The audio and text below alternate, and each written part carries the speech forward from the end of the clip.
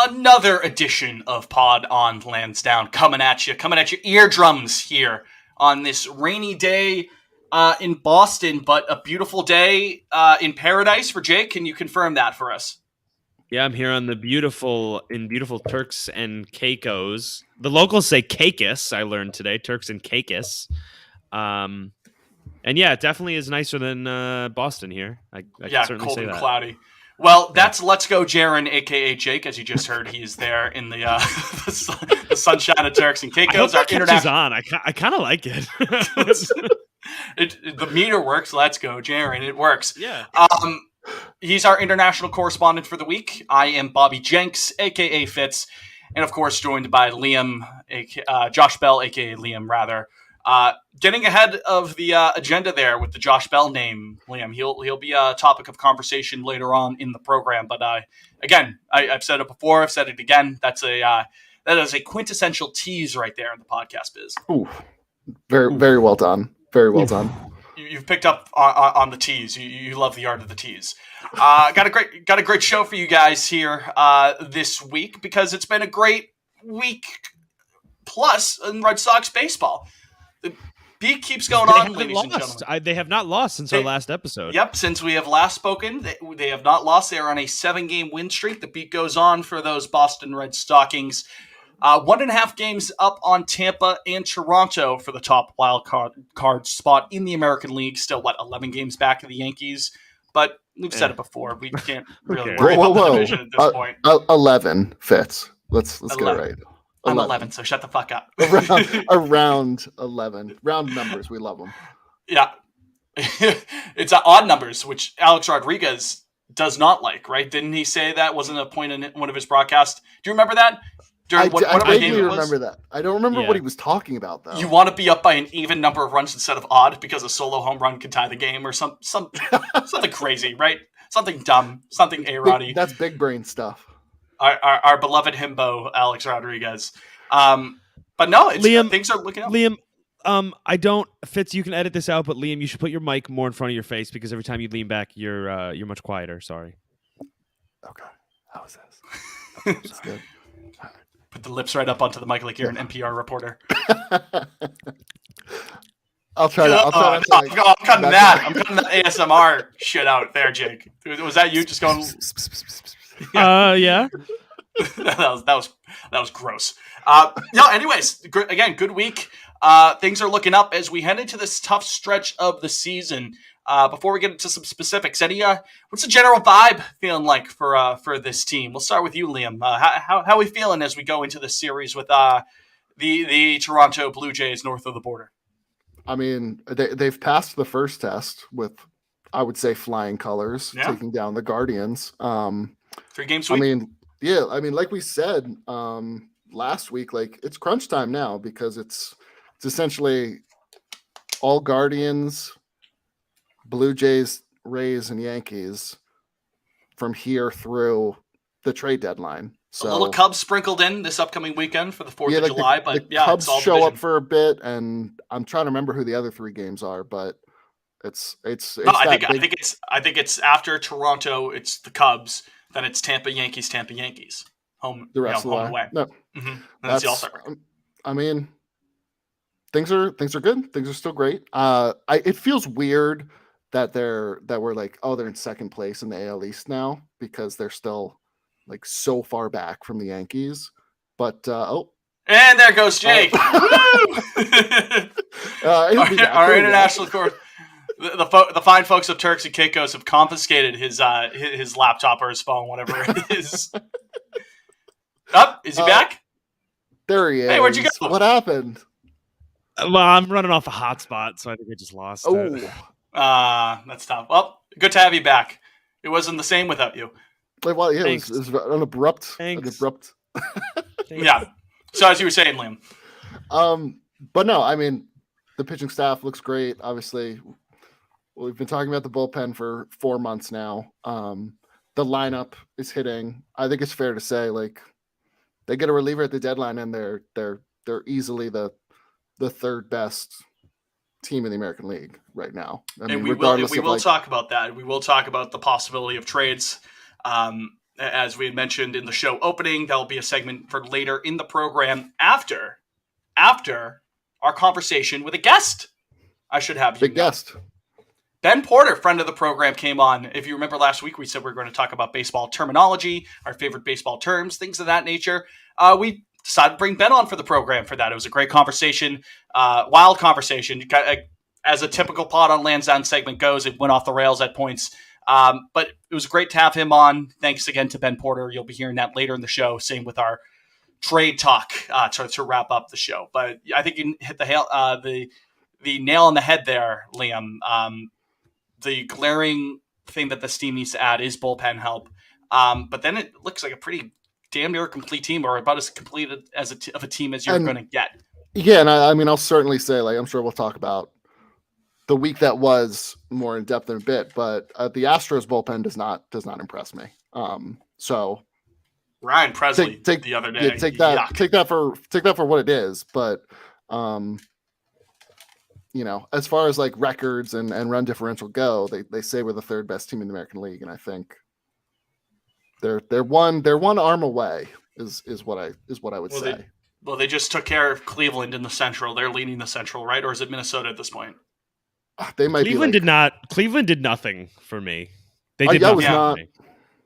How is that team? I mean, is that division just complete ass? Like, the White Sox are completely underwhelming. What a shit show that is there on the South side. And then the Twins are good. Did we play the Twins? We did, right? Did we play the Twins? Yeah, they came in early in the year, right? Yeah. What did we? I don't think we've been to Minnesota yet, though, have we? No, we haven't. No, we haven't gone to the Twin Cities. That was the home opener, wasn't it? Yes. Or no, maybe I was at one of the games. I was at the Saturday game when they wore the City Connects. Yeah. We split 2-2. We won that Saturday and Sunday, and then we got our dicks kicked in got Friday and blew up on Patriots Day, right? Yes. Yeah. It's all coming back. Phrasing on that one. Yeah. Jake, kind of. Wait, I took off my headphones there. I didn't hear what Liam said. Liam said Rich Hill got blown up on Patriots Day. Cutting that. I said cutting that. Cut. Can you just bleep it? Just bleep it. It wasn't even meant to be a joke. It was like your text the other day. Yeah. Cut. Okay. Liam. All right. Rich Hill comment! Exclamation point! Exclamation point! Exclamation point! Exclamation point! Oh boy. Jake, general thoughts for this past week that was for Red Sox baseball. I think we look real good. There's nothing. Even throughout this last run, this month plus now, it's like nothing. I'm not surprised by any of it, and there's no developments that are like. Well, actually, the Jaren Duran development is an interesting one, but other than that, I would say everything is pretty much like okay, people are actually doing what they're supposed to now. There's like one or two guys that are underperforming or overperforming, respectively, but it's like this is the team that coming into the year, I was like, oh, this is actually what I thought. Performing to their potential. Now. Yeah. 100%. And we'll get into Duran, I'm sure, over the course of the program. My general kind of thought, and it kind of plays off of that, is you're right. They are reaching up to their potential because it's been top to bottom contributions for the most part, with an exception here or there, kind of just nitpicking with that. But for the most part, everyone is pulling their weight. You're getting, your regular guys, your Devers, contributing at the top of the lineup with his power. JD's still hitting the ball well. But then you got guys like Christian Vasquez pitching in. You got guys towards the bottom of the lineup. Alex Rodrigo had a great weekend. He was roping the ball. I mean, he got unlucky a little bit. I think it was it Saturday night he was getting unlucky? I think he went 2 for 5, but he easily could have gone 5 for 5. He was roping the ball. The point remains he hit that absolute nuke that almost went 450 to. Yeah, it was 447. Yeah, it was a fucking bomb. Four and Hazel. What is it? Four and Hazel. That's a little glimpse into the Ben Porter segment there later in the program. But no, he was great again, top to bottom.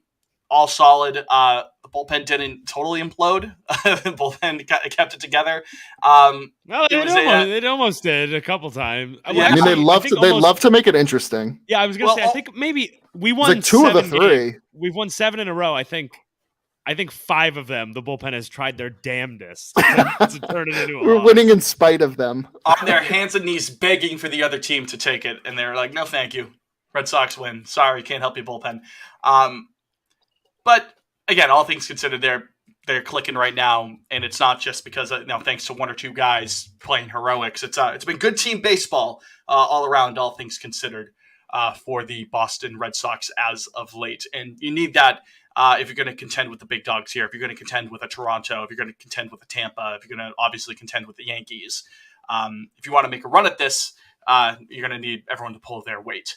I guess that's a good way to transition into fuck with, don't fuck with. And I must insist that I go first on both here.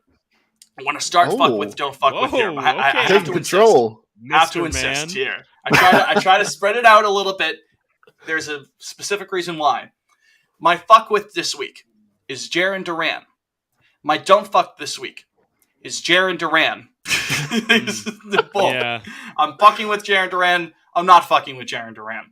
Fucking with his play. I mean, first of all, the burst of speed that you get at the top of the lineup is something that you have not seen with this Red Sox lineup for years. They're generally not a great base running team, not generally a fast team. You got a little bit of that speed injection with Story. I would say it's been exactly 3 seasons since we saw that. Yeah. Which feels like, to be fair, that's felt like generations ago with, COVID being in the middle of Mookie being here, But the point is, it's great. It's nice to have that speed at the top of the order. And he's done a great job getting on base. His last 9 games, I think he's gone on base 7 out of those 9 or 10 games to lead off the game, first at-bat of the game. Now, the other day, he got thrown out stealing second after getting on base. And he's still a little bit of a raw product for the most part here and there, but he's held his own. You're not going to see as much of the power with Jaren Duran that he kind of showed towards the start of last year. If you remember, he really decided that he was going to hit for power, and it was great in the minors. It didn't really work in the majors, obviously, but now he's getting back to just kind of his contact and speed approach, and so far it's paid off in dividends. So that's been great. I'm fucking with that. I'm not fucking with the fact that one of, if not the hottest hitter on the team, is not vaccinated, and we don't get him for a huge fucking series against the Blue Jays. I mean, him and Houck, that whole fucking thing. Cutter Crawford too, right? I don't think Cutter Crawford is... Yeah, no, he doesn't. Well, he got sent to... He's in Worcester right now anyway, but he wouldn't have been making the trip. Moot point, I guess, but it's just frustrating. And we've talked about this until we're blue in the face, but it's worthy of a don't fuck with mention for him. So he gets both honors this week, in my opinion. Yeah, no, especially since we've just leapfrogged them in the standings too. Within the last 48 hours. We have just started to get hot. We just got back into the race right before the All-Star break. We just got to the top wildcard spot, and now we have to deal with that. So, I don't know. I don't want to ever hear, I'll do anything for the team kind of take from a Tanner Houck or a Jaren Duran, because no, you wouldn't do anything for the team. When literally, at least Sale outwardly was like, no, I don't want to get the vaccine. He didn't pull the whole doing my whole research kind of bullshit card. At least Sale that actually is admirable. At this least, point. right? He was just like, yeah, no, I don't feel like it really. He's not going to bullshit you, at least, right? All right, dude, go off, I guess. If you're going to And hey, do whatever you want to do with your body, one way or the other. But we also reserve the right to call you a fucking idiot, one way or the other. Yeah. I think the only silver lining here is that this is the second of 3 trips they make to Toronto. So at least after Wednesday, they only come back one more time, and you've still got half a season to go. You know when? Huge games is it there. Soon, or is it? I want to say it might be at the very end of September. Oh, so Chris Sale will be a factor for that. Hopefully, I'm going to pull that up right now. So if it's the end of September, even if it's only one series, that's a pivotal series that you gotta have a positive result there one way or the other. And then I at this rate, I don't suspect. Oh no! If I'm wrong, that'd be nice, but I don't suspect that their vaccination status is going to change prior to that series. I just don't. No, I'm pretty sure I think we're locked in here. I don't. Yeah, one way or the other, like you've made your mind up. It's the second to last series of the year. A huge one right before a Tampa series rocked. too. Yeah, you know what I mean? Right before they close it at home with 3 against Tampa. Yeah. So that's awesome. I'm actually laughing. I'm not mad. Please don't put in the newspaper that I got mad. So pros and cons to the fact that we only go there one more time this year. Yeah. In a vacuum, it's only 3 games, but it could be like 3 of the biggest fucking games of the entire year. When we get to that point, the calendar turns to October. I mean, Christ, imagine if it happened last year when we were all in it on the final day of the season. Imagine we were like in Toronto at the end of this year. Yeah, instead of just crappy Washington. No, we had to go there, and also you're without your closer now, Tanner Houck. You're without, what could prove to be a very valuable scenario piece. Is if we play Toronto in a playoff series. Oh my god, right? 1,000%. That's like if that's the wild card series. Yeah, I don't even want to think about that. Like, I don't even want to get to that point. Ugh, shiver me timbers. So yeah, that's where I stand there. So the good and the bad with Jaren Duran is my fuck with, don't fuck with. Liam, what do you got? So as far as my fuck with goes, I don't think it's any surprise. It's the pitching staff. And we can get into it more later because I made a comment on Twitter about like one of these trade proposals we're teasing later on. But the starting pitching is not an issue as far as I'm concerned.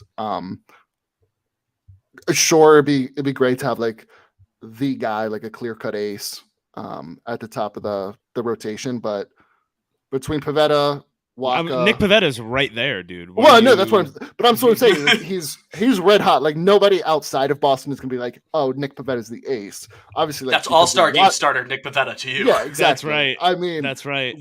Because we watch him all the time, we know that's how good he can be. But nationally, he's not going to get that recognition. Speaking of Nick, I've been sitting on this. I'm ready to say it. He is him.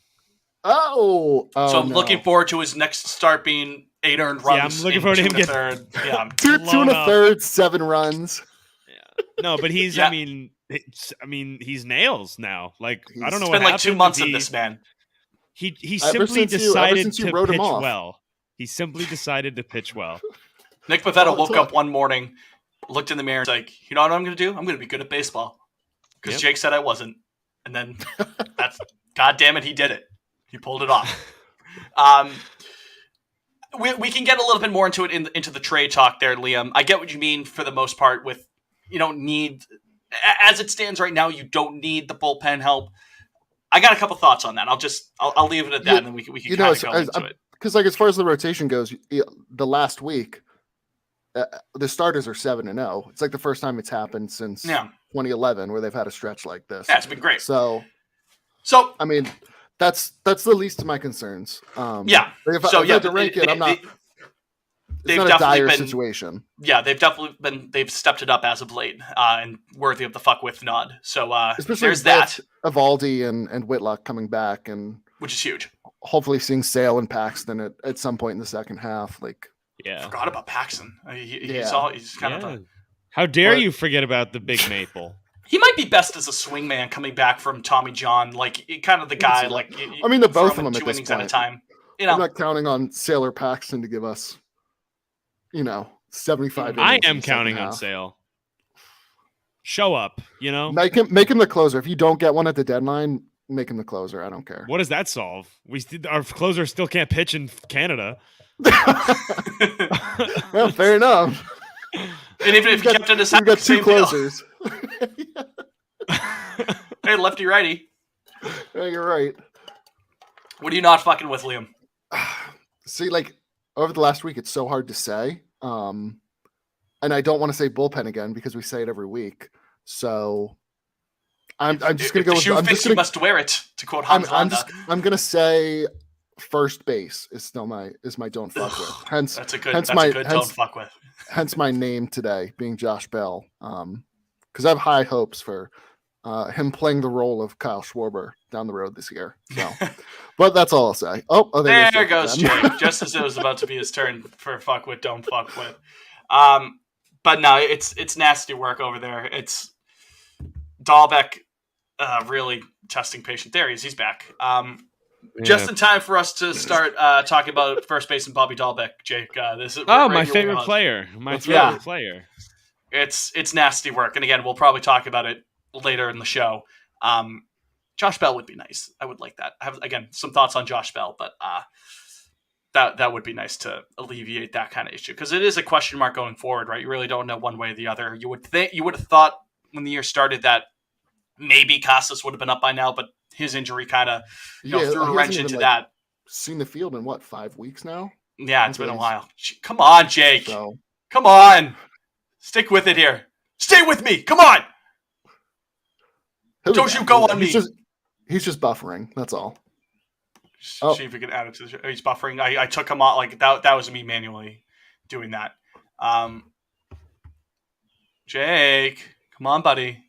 This is great audio here. This is great content. He's good. He's got it. He's coming. I believe in him. Let's take bets on what his fuck with and don't fuck with will be. That's a good idea. I think he's gonna fuck with Rodrigo. I'm gonna say he doesn't fuck. I'm gonna say he doesn't fuck with. What's he not gonna fuck with? Something outside the box here. I'm gonna say he's not fucking with Bogarts again. He's gonna make me mad. Yeah, for sure. I mean, still I'm gonna say. When's the last time Xander went deep? It's been a while. He's. I mean, it is what it is with him. Any kind of slump he may have, you just kind of live with it. Just given his track record. You know who it's gonna be? It's gonna be JBJ. Because he's in a skid. They're like people talking about DFAing him on Twitter earlier today. I think that's a little premature, but I think so too. It just again, considering the defensive value he gives you, device is not going to add to stream. How are we doing there? Are we back? I bought a gig of high speed data to Ooh, how much was that? I think it was like $5 or something. Oh, that's hard. Oh. Do we need to start a GoFundMe? Drop your Venmo. Pardon me. It was $10. Oh, twice as bad. All right. Well, brutal. That's a third of a Bob Nightingale. Let's get moving here, huh? That's valuable cheddar you're talking about. That could have been saved. You could have invested that, then pulled out for the Bob Nightingale cameo. Get some more Orioles talk, man. Throwing that money around willy nilly. Got to be smarter. We tried to predict what your fuck with, don't fuck with was going to be. So why don't you start off with the fuck with, see if we were right.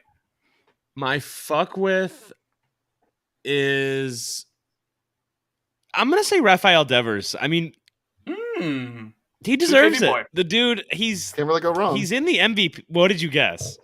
I guessed Verdugo. Okay, he had a good week. No, but Devers didn't impress him though. He's firmly put himself into the MVP discussion now. I think so too. Yeah. And I can't believe they didn't pay him in the offseason. How stupid and dumb. Well, like you said a couple of weeks ago or whatever, it's like now they're gonna have to pay more to keep him around, which is awesome. Yeah, I mean he gets a hit. He gets a big hit every single time you need him to. I don't know. He's just the best. He leads the league in hits now, doesn't he? I believe he does. So he was leading at one point. That was ice cold. That treatment he gave Cal fucking Quantrill. So good. I love how personal Devers takes a lot of things. Like he hates when pitchers like show him up. And he hates like whenever he swings and misses, he starts like swearing at himself. He beats himself up like it's Raph. You don't have to. It's okay, buddy. It's always very animated. There. Yeah, he's very.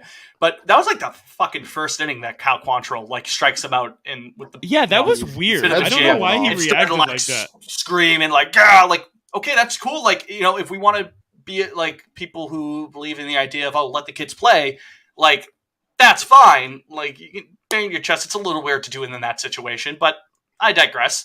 Rafi stared him down a bit, standing in the batter's box, kind of okay. It was a bit And then- weird. For the I third watched out him of the whole game. way to the It was a dugout. bit weird for Yeah, the and third out then of a later in the game. game, sent it to fucking Jupiter like a badass and completely sunned him. Father's Day had passed, but he still sunned him. It was Yeah.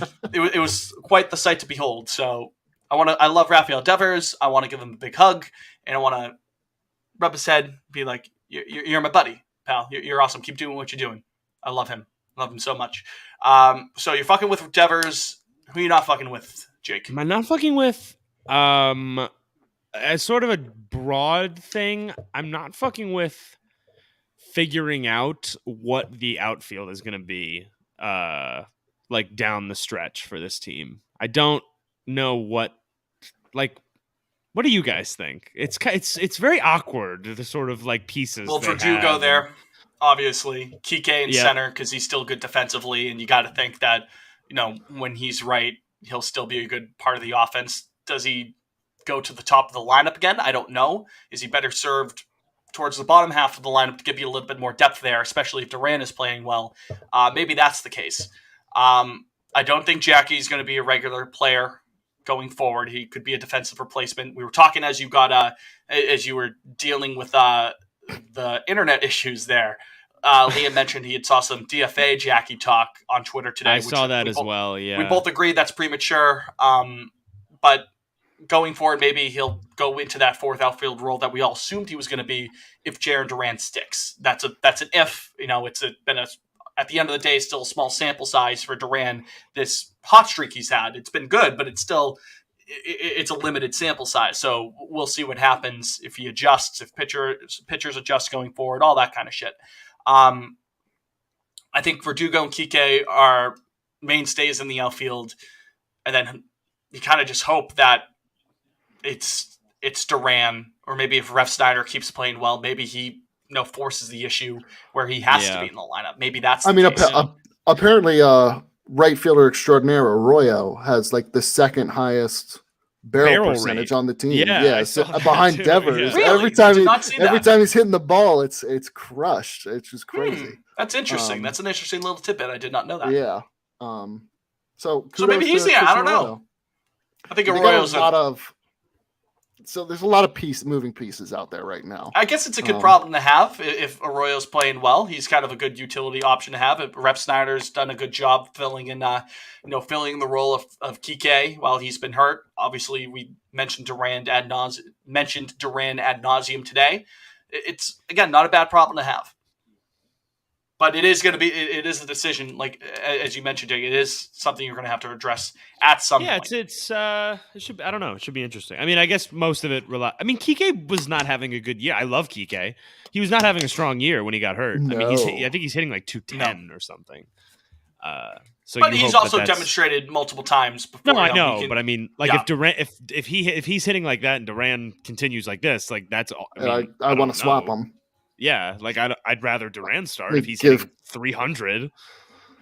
TK gives you good defense in center, though, too. He's a good defender. So there is something to be said about that. He is. Well, we'll see, I guess. I also wouldn't mind Duran in right field because it's so big. Yeah, I wouldn't either. But also, like, just because you're fast, who knows if that. Also, just because you're fast does not mean noodle arm as well. Oh yeah, his routes. We call that the Ellsbury. the Johnny Damon arm. Carrying the torch. I would say to your point there, Liam. I would say I would tread lightly on the idea of him in right, because just because you're fast doesn't mean that you're going to have a good jump to the ball. And if you have a bad jump in right field at Fenway, that is a death sentence defensively. Yeah, that's why Jackie's so great there. Like at Oriole Park or Tampa or Yankee Stadium, like a smaller right field, sure, he's fine out there. That's fine. You can hide him there. But no, at home, like I feel like you really got to be a strong defensive outfielder or Franchi Cordero. I always thought that Verdugo or Franchi. Yeah. I always thought that Verdugo was like all right in 2020 and right. I don't know why they stuck him. Like I don't know what they're pushed him over to left. Yeah, I thought he was fine.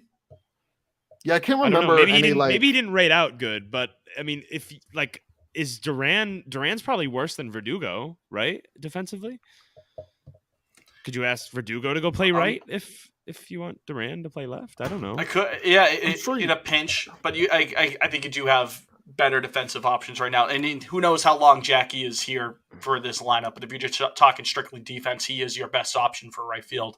No question about it. And then Kike holding down center field, that makes sense. Jaren Duran, Savant. Let's see. It just says out above average, just to give you a good idea. That kind of gives you a good idea of what his jump is like. Again, probably a limited sample size for this year, but maybe gives you some sort of a sense. If no one else got me, I know Baseball Savant's got me. What were you saying, Liam? I said in regards to Kike, his OPS is 613 on the year. His OPS plus is 70. He's played 51 games, which is actually more than I thought he had played, to be quite honest. Yeah, that's. That's not going to play that. I'm going to need a little more Jackie's OPS plus I saw was is at 60 currently, thanks to his current skid. So I don't know, but he's got to play more games at home. Just play him at home. He really hasn't had enough opportunities for there to be a good data set on Statcast. You know what I mean? So it's literally hard to say. He's been fine. He's made some solid plays. There's been a couple times where he's been called off by Ref Snyder and Wright. Over the last they bully him. Yeah, they're like, go away. Yeah. Verdugo does the same thing. Yeah. Yeah, I'm sure you can catch that one, Rob. It's okay. He's got it. Yeah. So yeah, that's fuck with, don't fuck with. After a good week of Sox baseball, we're gonna throw it now to our segment with friend of the program, Ben Porter, talking baseball slang, baseball terms. A lot of cock talk too in this segment. I was gonna say, I guess you'll see what I mean, but I mean that's pretty straightforward. It's talk about cocks, right? There's nothing. Talk cock, straightforward. Ben Porter, right here, right now. Enjoy that segment. Dude. We'll catch you on the other side of it. All right, we want to say thanks to Ben Porter for that very fun conversation about baseball slang and all that kind of stuff. Did you say we want to say thanks? Yeah, we want to say thanks. Oh, I thought you said we won't say thanks, and I was like, that's kind of weird. Yeah, why wouldn't we say thanks to Ben? Yeah. Thanks for coming on to the show, you jerk. Yeah, no. Right, sorry, I just misheard you then. I was like, that's kind of weird, Fitz. It's a weird thing to say. I will say it was nice to be like, hey, thanks for coming on to the show. Not. What were you saying, Liam? I was saying it was nice that Jake and I were part of this one. It was the first one I think we've been a part of, right? Yes. Yeah, exactly. So that was cool. That was fun. You don't have to tease it for us this time because we were there. we lived it. Yeah. It's like the end of Miracle when they say Hendricks died. Like he didn't have to see the movie because he lived it. So yeah, shout out to Herb Brooks and shout out to Ben again, talking baseball slang, old baseball player names, again, cock, things of that nature. It's been it was a fun time there, and we thank him for coming on. Now to wrap up the show here, gentlemen, there was an article posted in The Athletic, if you've ever heard of it. I have actually, yes. You have, yeah. You're aware. You heard about this? Heard about this, folks? You heard about this, yeah. Red Sox trade possibilities and scenarios. A Q&A with Jim Bowden, with Chad Jennings as well. They ran through a handful of trade ideas for the Boston Red Sox. Talking some pitchers, some offensive help. Josh Bell was mentioned, Liam's namesake. I wanted to go through those trade ideas with you here to wrap up the show and get your thoughts on it. Rate it 1 through 10, maybe. 1, absolutely positively do not do this trade. 10, okay. I will drive all these players to the airport myself. I will give them piggybacks if I have to in order to make this trade a thing. All right. We'll go from the top down here. Trade number 1 here, proposed in this Athletic article. The subtitle is, What Would It Take to Make a Real Splash? Between the Red Sox and the Cincinnati Reds, the Reds would give up pitcher Luis Castillo. So, good starting pitcher there. The Red Sox would cough up Nick York, Chris Murphy, left-handed pitcher, and Jeter Downs. Gentlemen, 1 to 10. I'd do it yesterday. You would do that quickly. So, would you do that? Would you give it a 10? He's froze. Oh, no. Jake's frozen, like he kind of looks like a fuck boy, like an e-boy kind of like. Oh, he's unfrozen now. There you go. Okay, so was I doing Yeah, you kind of like the like it's this bad audio, you know what I mean? But yeah, think, close your eyes. Think of like a 2013 like Tumblr post. That's what Jake was kind of frozen at there. So you would do this. Would you give this a 10 on the Trade-O-meter? I'd give it like an 8, a 7. An 8. Okay. 7. How you feeling on that, Liam? I too am giving it a 7, a solid 7. I mean, Nick York. I Jeter Down seems like a good guy. I don't think he's anything at this point. So I'm a little bit more tepid on it. I would give it around a 5. Okay. I'm curious. I would be scared to abandon Nick York. That's my. That's one of my reservations. Yes. So yeah. Nick York's a hell of a player. He is. So. Kind of glitched out there, Jake. If you want to, he's stuck on another E-boy face. He's still like he's doing another one. We gotta wrap this up. All right. Fuck. What were you saying about Castillo? Or Liam? Me? Whoever. Yeah, Jake. What were you saying? I think it was Liam. One of you two. But no, like I'm tepid on it also just because of what we saw out of Nick York last year and the fact that the rotation hasn't been an issue, which I keep harping on. But unless Eovaldi and Pavetta both spontaneously combusted, I'm not giving up Nick York unless it's, an absolute necessity or it's, an elite bullpen arm, which is more of my concern. So, okay, those are my 2 cents. So I think my thing with Castillo, number one, he can work himself into trouble sometimes.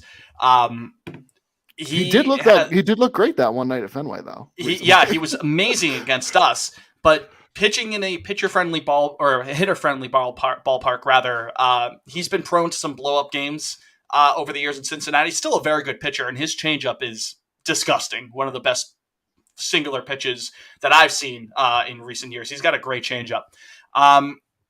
Going to another hitter-friendly ballpark would make me kind of go a little bit just knowing his track record of kind of coming off the rails at times. I think he still has some team control going into next year, which that would be nice. And even as well as the pitching staff has been, like you mentioned, Liam, as great as Pavetta's been, he could blow up at any time. He could work himself into trouble. Rich Hill, at some point, like, he's 42 years old. He's been great so far this year. Yes, he could get his ass kicked consistently at some point. Eovaldi, he's been awesome. Does he keep the ball in the yard enough to limit damage? Things like that, Michael Wacha, there's going to be some regression there at some point, you would think, no? They have a good amount of options, especially with Sale coming back, especially with Paxton.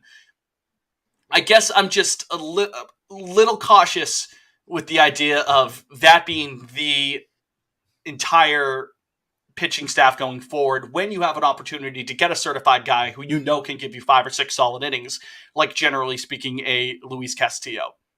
But the thing that also brings it down to a 5, like we had mentioned, is Nick York. I don't just want to give him up willy-nilly, even with Marcelo Mayer coming up in the ranks at some point. Figures to be a long-term part of your future. Even with Story signed, I just don't want to cough up Nick York for a guy who could kind of be volatile, could kind of go one way or the other. Sort of like a Jose Barrios a little bit. Barrios has good raw stuff, but he hasn't been great this year. And he can kind of go one way or the other. You're selling a little low on Nick York as well. He's having a down year compared to last. Yeah, this is true. And you wouldn't want to sell low on that. So if we did this trade, I wouldn't be mad. I'd be, at the end of the day, I think Castillo is a good pitcher, even if he is a little volatile. I just think that maybe there are other options out there that you can maybe get for a little bit less. I'm trying to run through. Well, Kyle Hendricks hasn't been really that great this year, and the Cubs are sellers, and we'll talk about the Cubs in a minute. For starters or no?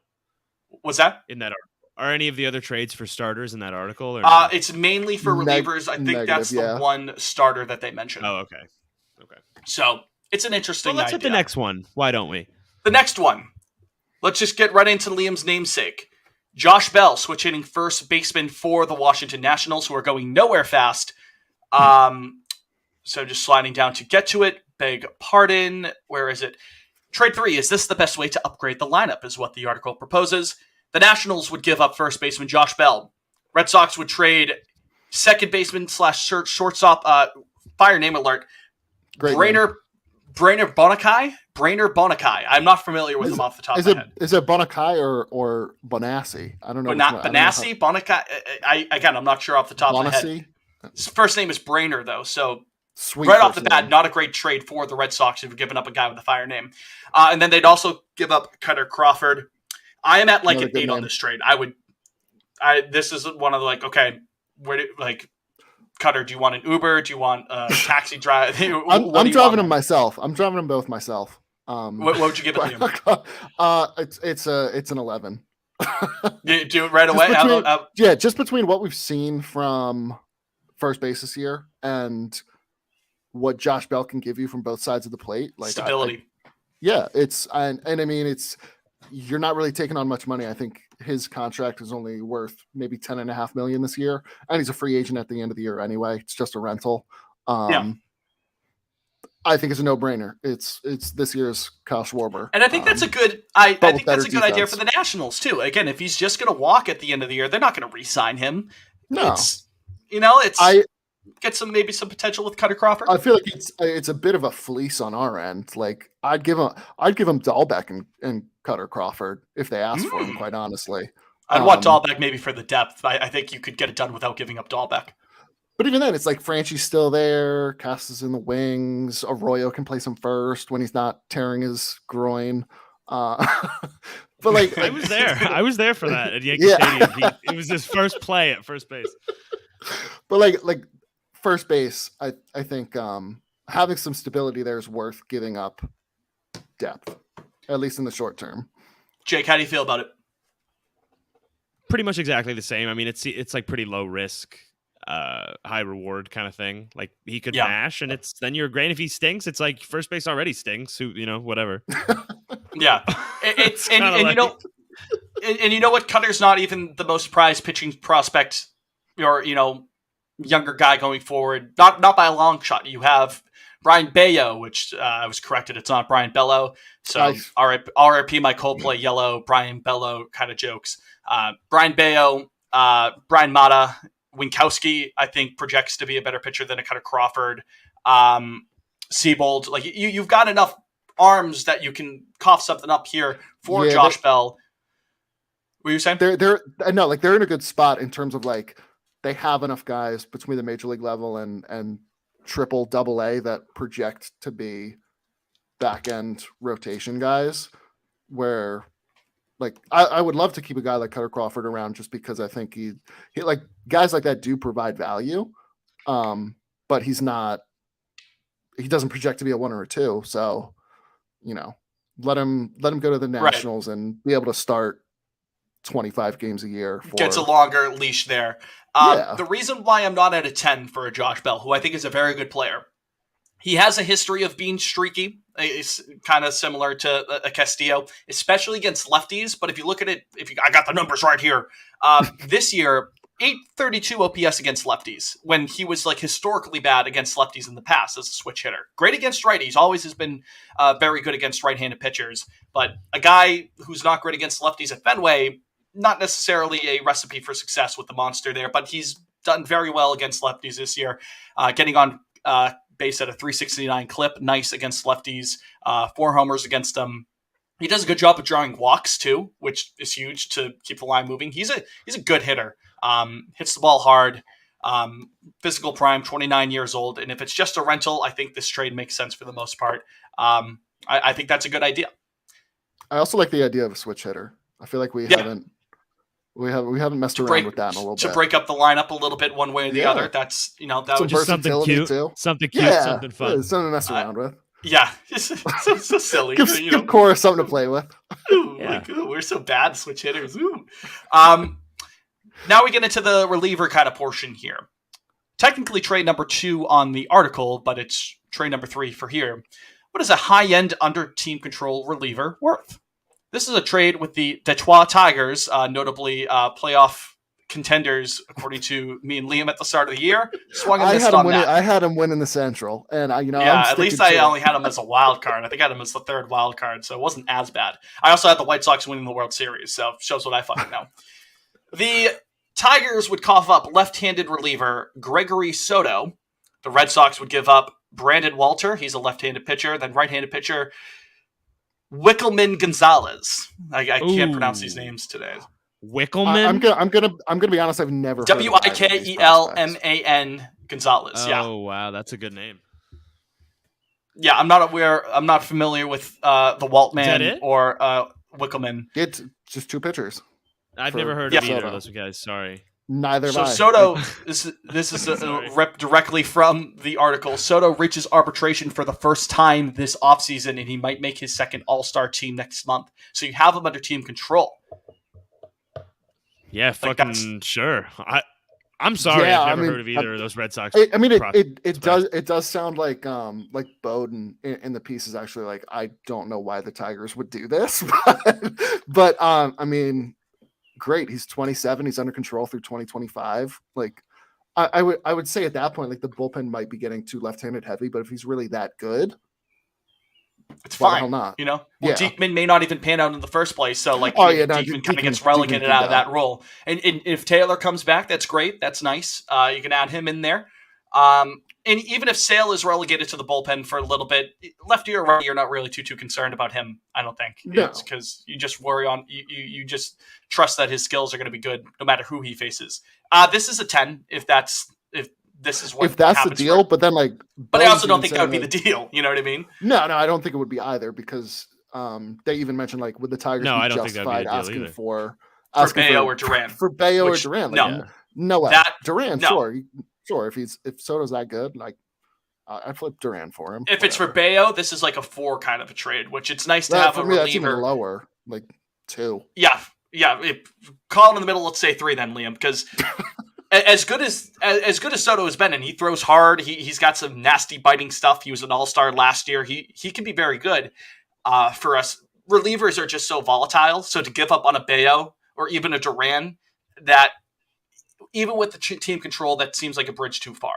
I know it's sounding like you want to have your cake and eat it too by getting a cheap deal for a good reliever with team control. So it's an interesting question. Bayo is moving.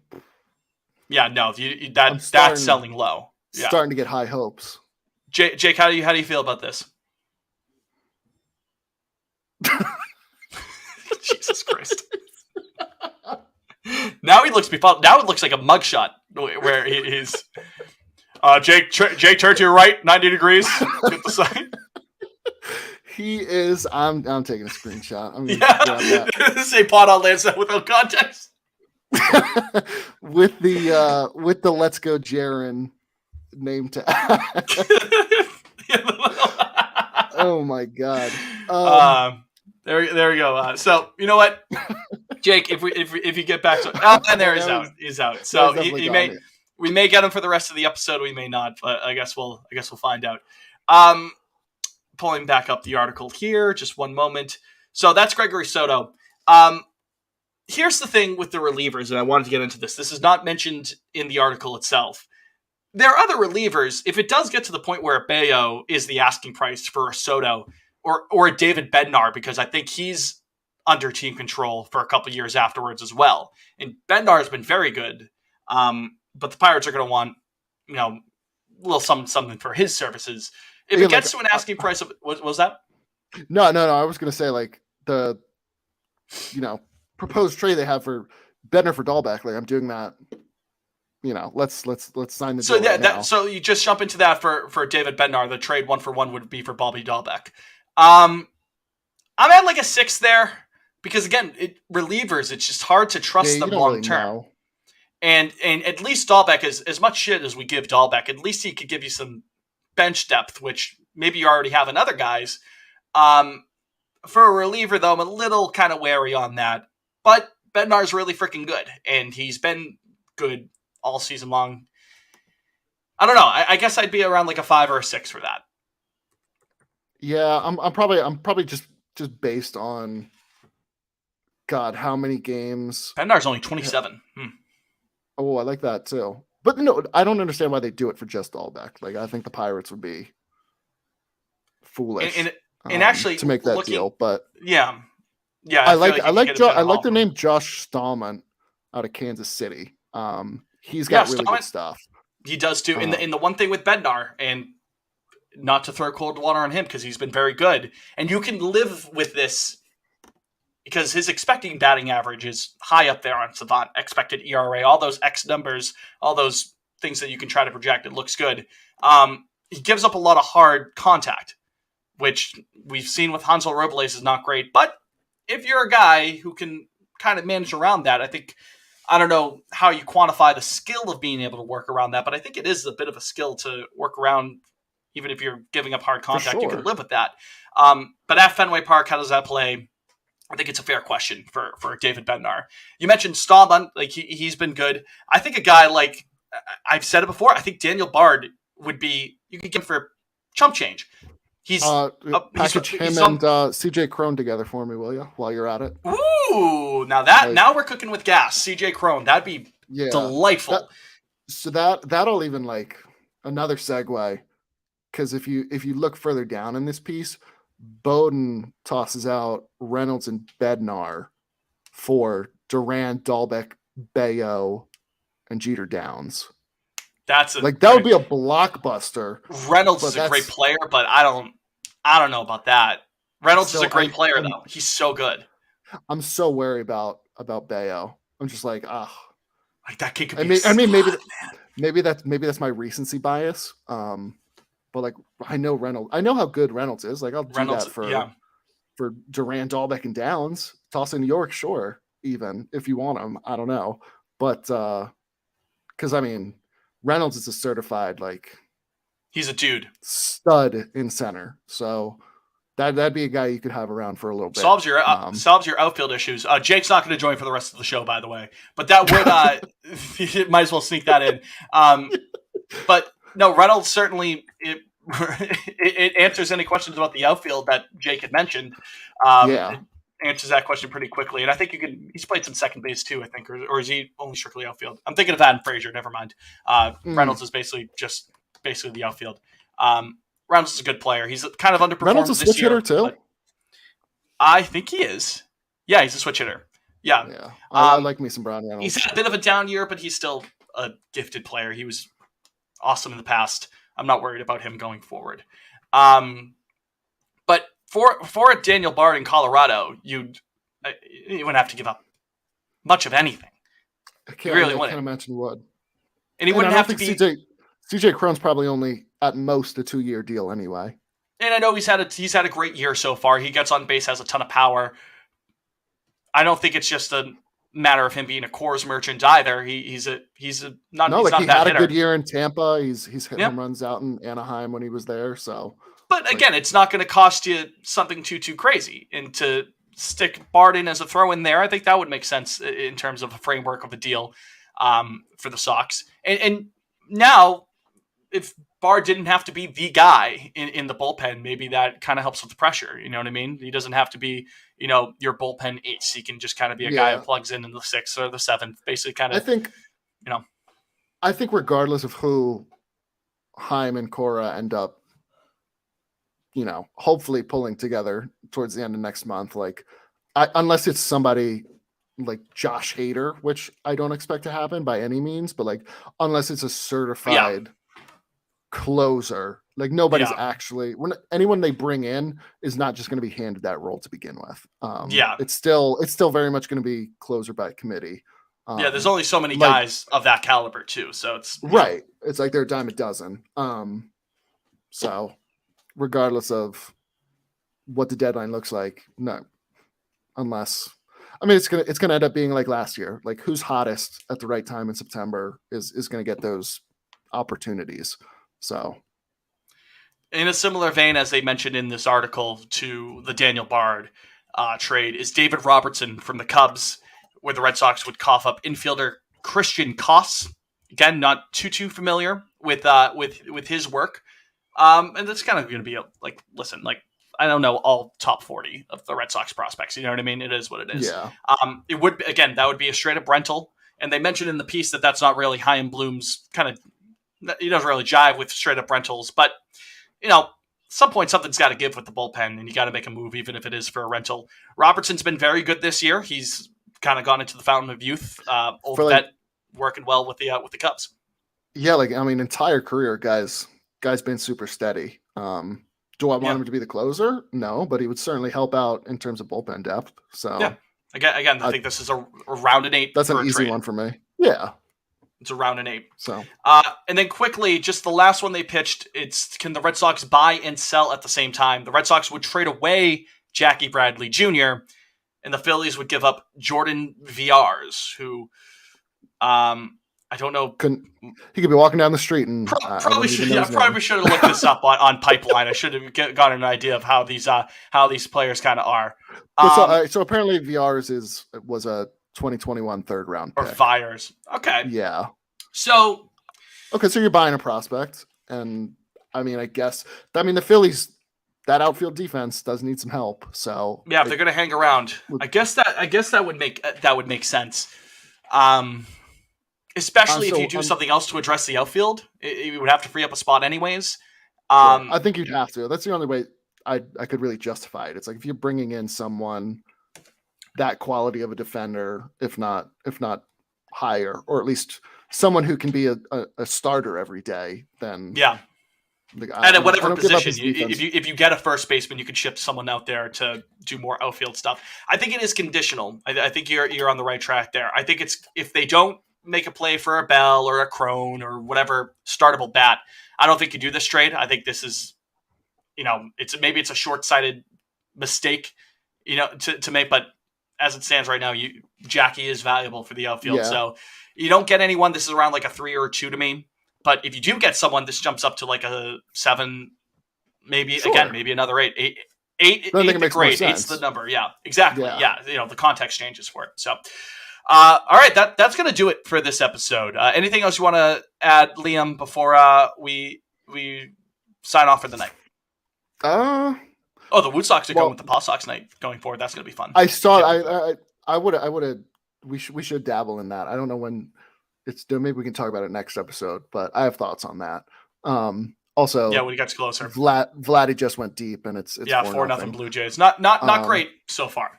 Not awesome for the hometown 9.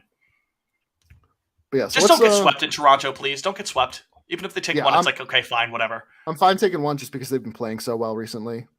Exactly. And you're down your hottest hitter and your most important bullpen arm right now. Yeah. So, just don't get swept.